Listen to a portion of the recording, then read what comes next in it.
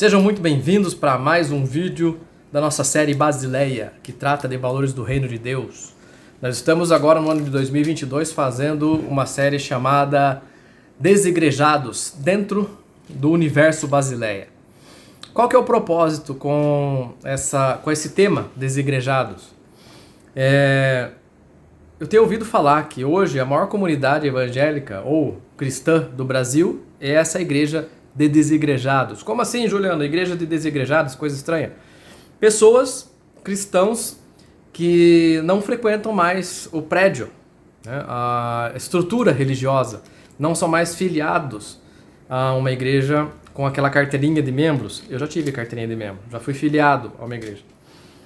Hoje o número de pessoas que estão fora desse universo eclesiástico é gigantesco.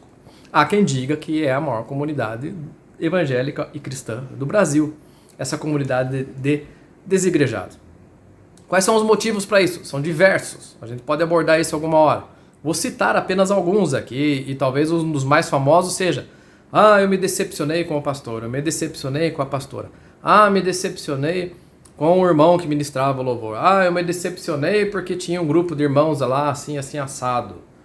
A maioria é nesse sentido. Outros, eu não aguentava mais o rigor do cronograma religioso, né? Aliás, eu lembro aqui de uma coisa fantástica, que é um episódio dos Simpsons, onde o Homer Simpson ele faz esses questionamentos. É um barato, aliás, eu recomendo. O nome do episódio é O Herege. É um barato. O Homer chega assim e fala para Deus, numa visão que ele tem, é um sonho. Ele tá assim com uma roupa de pele de urso, um roupão, tá pelado só com o roupão, tá caminhando com Deus pelo jardim, e ele fala assim para Deus: poxa Deus, eu trabalho de segunda a sexta, eu cumpro meus deveres, eu faço tudo certinho, é só porque eu não passo 2 horas no final de semana ouvindo um cara chato falando coisa chata, eu vou pro inferno? Olha que bacana a sacada dele. Aliás, recomendo, assistam, os Simpsons, Homer o Herege. Nesse sentido, tem muita gente que se cansou dessa corrida, né, dessa carreira, ter que frequentar culto de terça de oração, culto de quinta de estudo bíblico, culto de sexta dos atletas de Cristo, culto de sábado dos jovens, culto de domingo de manhã, escola dominical, e culto de domingo à noite, que é o culto do Senhor. Rapaz, quem que aguenta isso, meu? Eu sei isso de cor porque eu frequentei isso por anos e anos.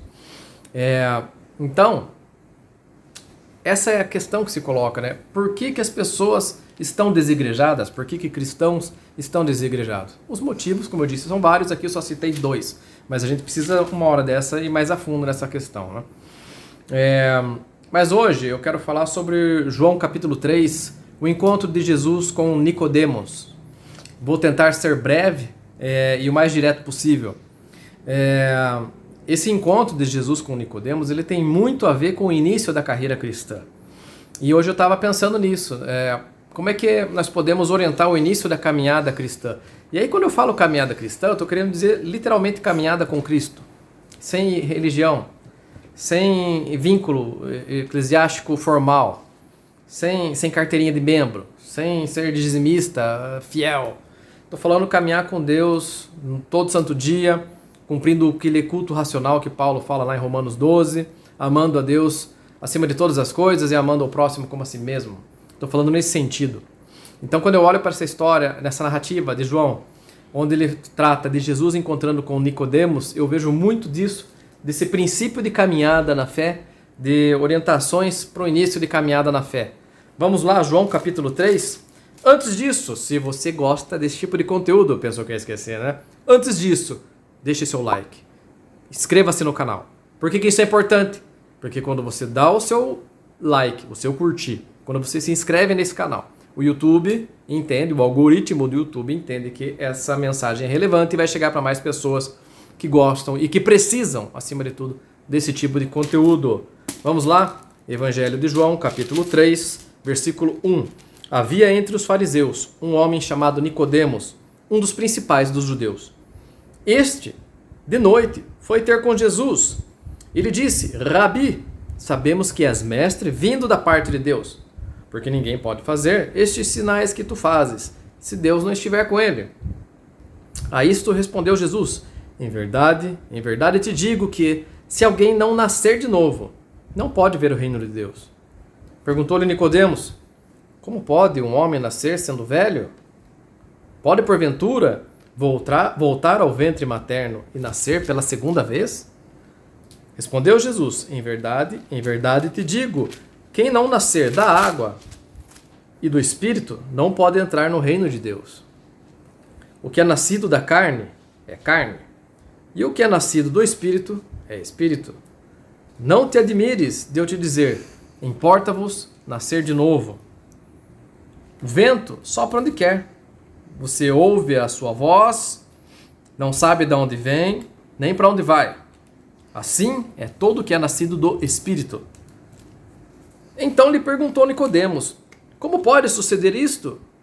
Acudiu Jesus: tu és mestre em Israel e não compreende essas coisas?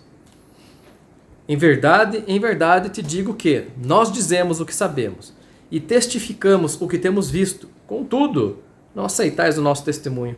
Se, tratando de coisas terrenas, não me acreditas ou não acredita em mim, como crerás se eu vos falar acerca das celestiais? Ora, ninguém subiu ao céu, senão aquele que de lá desceu, a saber, o Filho do homem, que está no céu. E do modo por que Moisés levantou a serpente no deserto, assim importa que o Filho do homem seja levantado, para que todo o que nele crê tenha vida eterna. Vamos ler então do 1 até o 15. João capítulo 3, versículo 1 até o versículo 15. História muito conhecida, famosa. Vamos ser breves. Nicodemos era um dos principais dos fariseus.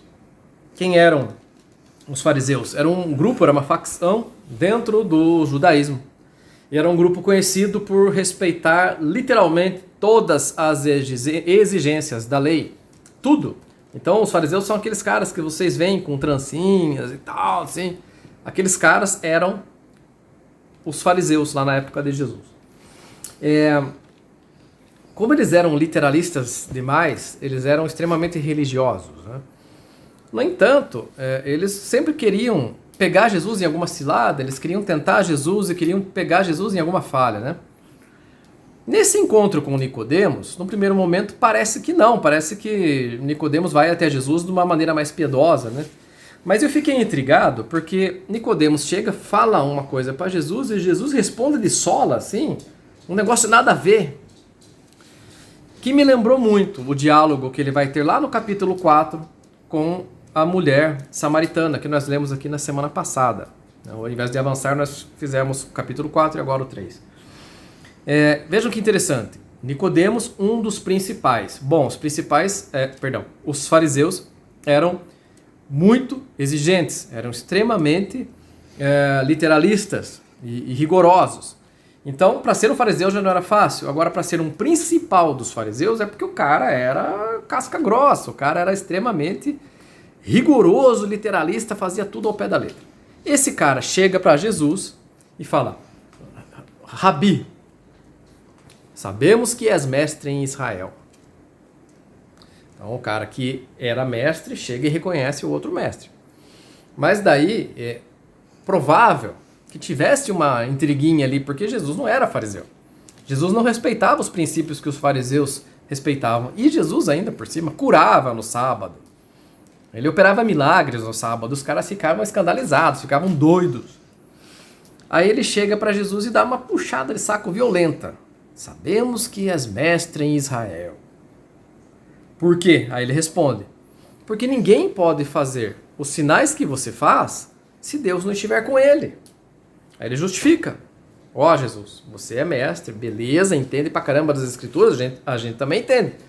Mas eu acredito que você é da parte de Deus porque você está fazendo uns sinais aí fera.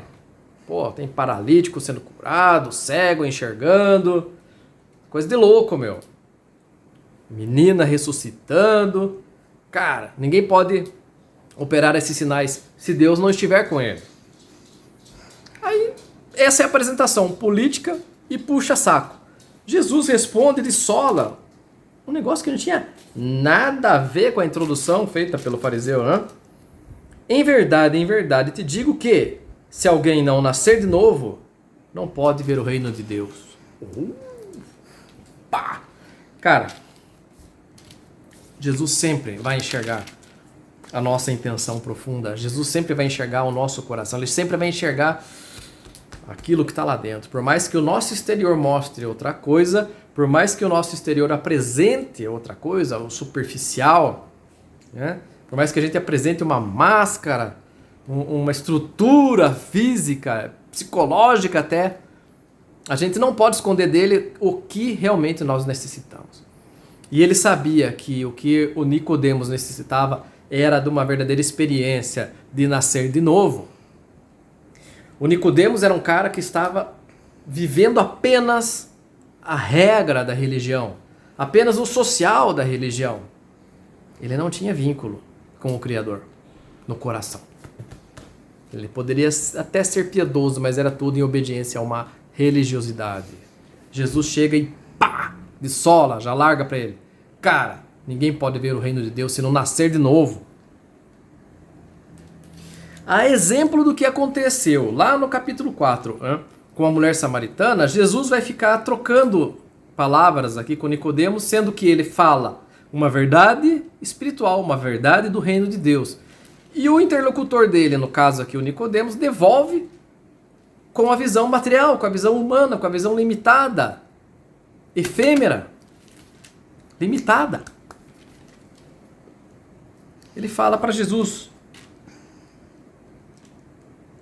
como pode um homem nascer sendo velho?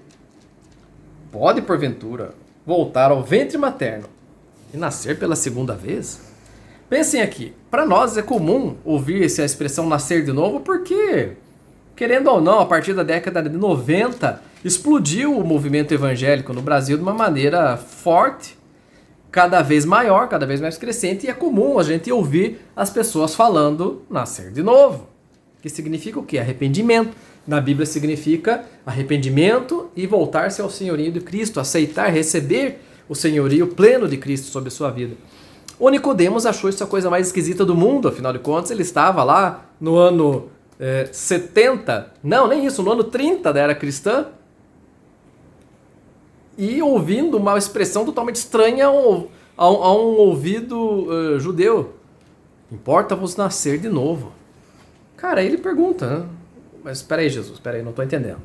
Como pode um homem velho, voltar ao ventre da sua mãe? Não cabe, né? Não cabe. E nascer pela segunda vez? Não dá. Como assim? E isso tudo em ali, segundos de conversa. Aí Jesus responde para ele: em verdade, eu te digo que quem não nascer da água e do Espírito não pode entrar no reino de Deus, na basileia de Deus. E aí ele explica: o que é nascido da carne é carne.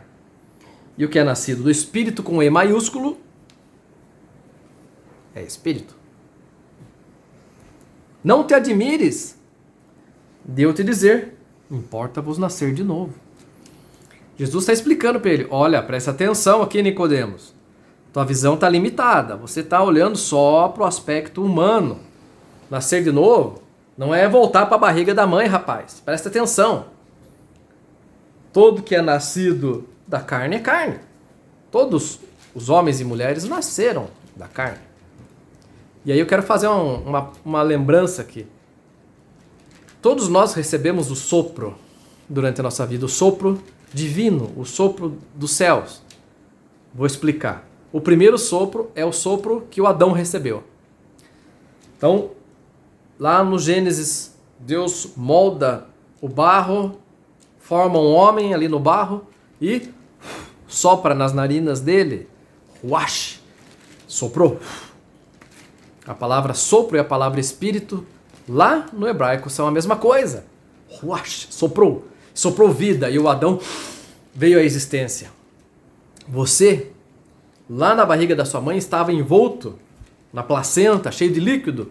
Quando você saiu, você respirou pela primeira vez sozinho, de maneira autônoma. E aí você abriu o berreiro. Você recebeu o sopro da vida e experimentou esse sopro através da oxigenação. Até então você vivia, eu vivia, dependente das nossas mães. Cada um da sua mãe, através do cordão umbilical. Enfim, esse primeiro sopro, todos, sem exceção, recebemos. Todos os seres vivos, os seres humanos vivos receberam. É o sopro que Deus ministrou sobre o Adão representando toda a humanidade. Sopro número 1, sopro da vida. Sopro número 2, o sopro que nos faz ser nascidos do Espírito, com E maiúsculo. E Espírito no Novo Testamento é pneumatos, que tem a ver justamente com ar também. É sopro também, é força do ar, fôlego. Espírito com E maiúsculo vai ser conhecido como Paracaléu, que é o Consolador, o Espírito Santo. Todo que é nascido novamente, todo que recebe o senhorio de Jesus, todo que serve a Jesus, é nascido do Espírito. Todo aquele que confessa que Jesus é o Senhor, é nascido do Espírito. Todo aquele que se alimenta da palavra de Deus é nascido do Espírito. Quem é nascido do Espírito é aquele que aceitou o senhorio de Jesus, sinceramente. É aquele que experimentou a conversão do seu coração, é aquele que experimentou a transformação do seu eu. O Adão carnal se transformou num novo homem. Eu estou falando homem aqui como ser humano, não apenas como gênero. Esse é o simbolismo do batismo, por exemplo, né? Somos sepultados com o antigo homem, o Adão, e ressuscitados com o novo homem, que é Jesus. Esse é o significado do batismo, né? Você vai percebendo que eu gosto do batismo por imersão, né? Depois a gente fala sobre isso. Ou nem precisamos falar, não vamos falar sobre isso. Sobre o batismo, sim. Classificação do batismo, não. Mas, enfim, Jesus está tentando abrir os olhos do Nicodemos, falando, olha, eu estou falando do nascimento espiritual, meu filho. Acorda, presta atenção. Novamente, assim como aconteceu com a mulher samaritana, eu pergunto, quantas vezes isso acontece conosco?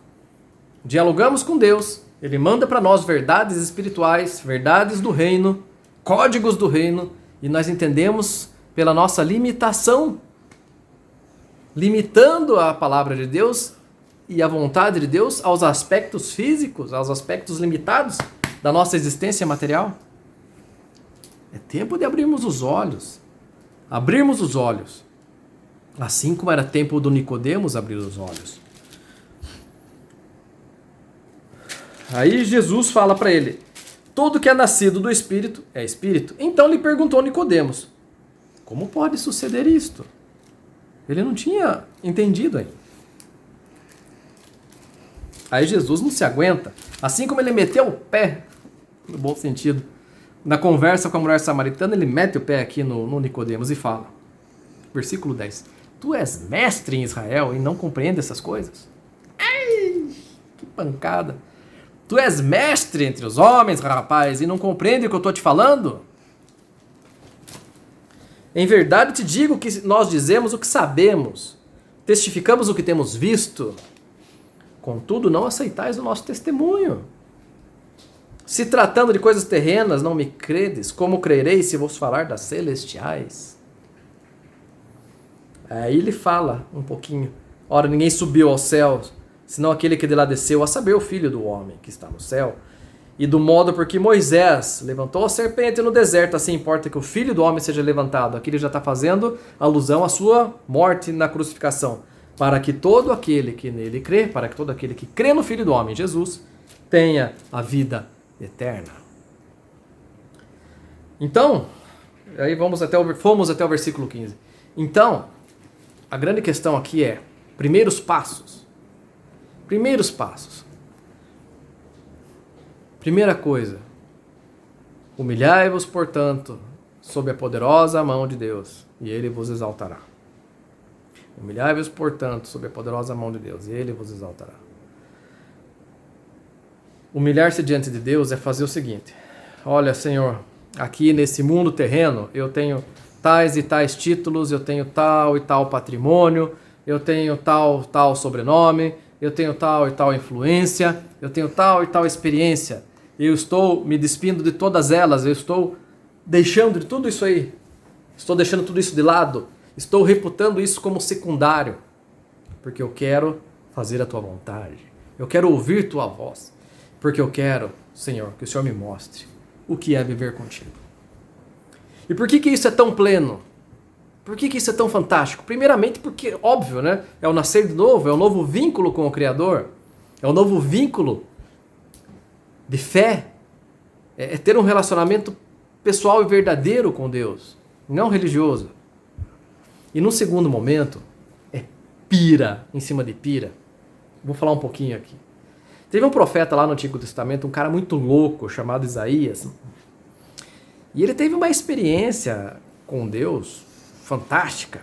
Ele teve uma visão. E nessa visão ele conta que ele viu um anjo todo bombado, um anjo cheio de upgrade. E esse anjo tinha 6 asas. 2, 2 e 2, 3 pares. E à medida que ele estava vendo, ou tendo essa visão, e se aproximando mais da presença de Deus, ele foi tendo consciência de si. Gravem esse código. À medida em que o profeta Isaías estava avançando na visão e na experiência dele com Deus através daquele momento intenso, ele ia tendo consciência de si próprio. Pega essa. E aí, ao final, ele fala assim: ai de mim, porque eu sou um homem impuro e habito no meio de um povo de impuros lábios, e meus olhos viram o Senhor dos Exércitos.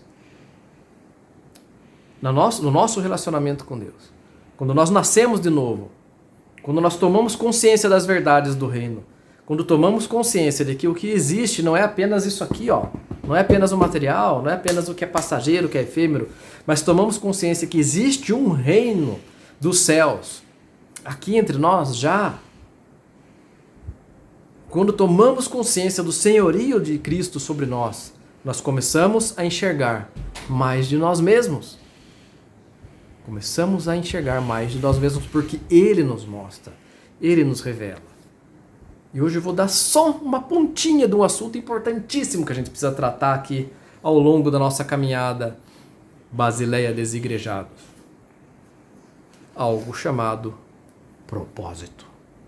Propósito. Qual é o seu propósito? Qual é o seu propósito? Durma com essa. Vamos terminar dessa forma, meus queridos. Sejam abençoados. Que o Senhor derrame sobre vocês as bênçãos dele. Meu propósito com esse vídeo é justamente levar um pouco da minha experiência com a Bíblia para que essa experiência incentive você a ter a sua experiência com a Bíblia e através disso o Espírito Santo trabalhe na sua vida dia após dia, dia após dia. E assim revele mais dele, e revelando mais dele para você, ele revele mais de você mesmo para você mesmo, e você tome consciência de si e tenha revelado para você mesmo qual é o seu propósito. Muito obrigado pela companhia de vocês até aqui. Não esqueça de deixar o seu curtir, se inscrever no canal, dar o seu patrocínio. E estamos juntos. Fui!